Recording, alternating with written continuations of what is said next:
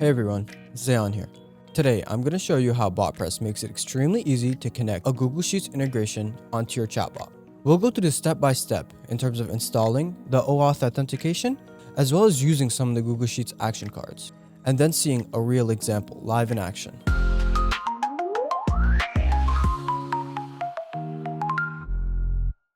And just like that, we're in the Botpress studio. So what we're going to go ahead and do from here is look to the left panel and go all the way down to the installed integrations. Once we open this up, on the left side, you're going to see installed integrations and then a bunch of the integrations that are already installed.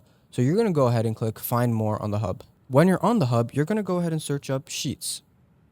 And right here, we can see the Google Sheets integration. What we're going to do is click it and then go ahead and click install. So what we're going to do is create a Google Sheet and then give it the spreadsheet ID as well as authorize it. And just like that, we've created a Google Sheet, which we'll then use to connect to our chatbot.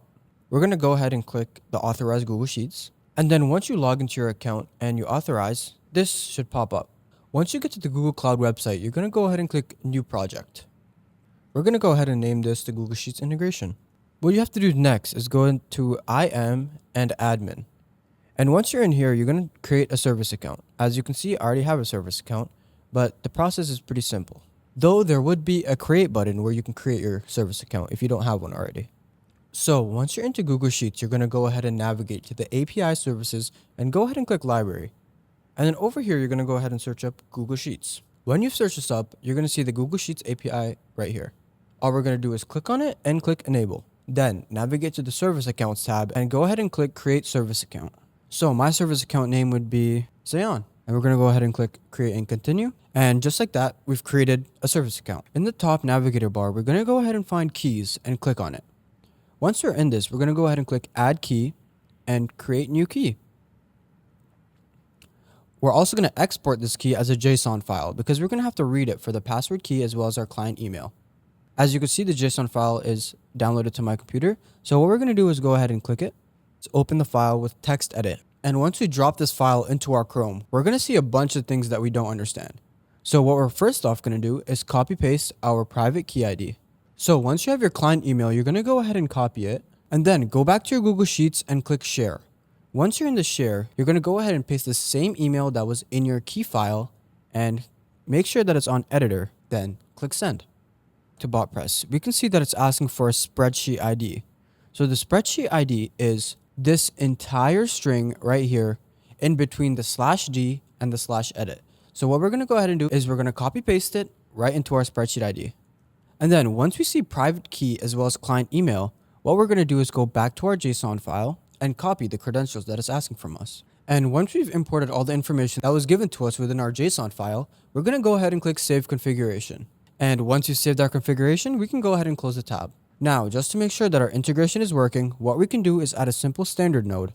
Once we add the standard node, we can click add card, and what should pop up is a bunch of Google Sheets cards. So just a quick rundown on some of the cards before we get into a real example.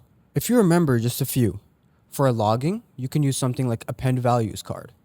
For updating an existing record, you can use find row plus update row, or even upsert row if you want both behaviors. For reading, get values is probably the best card you can use. I would say protect name range is one of the best to make sure that your bot doesn't accidentally overwrite on your cells. Here's a real example of a bot that I made using Botpress's Google Sheets integration. Here's a look at our workflow.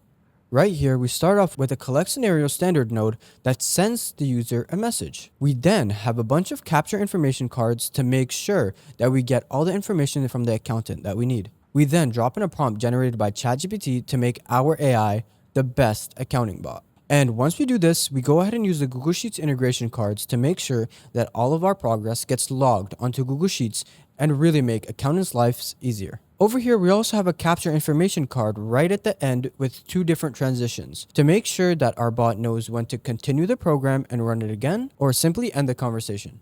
After seeing my workflow, what we're going to do is go ahead and head to our emulator.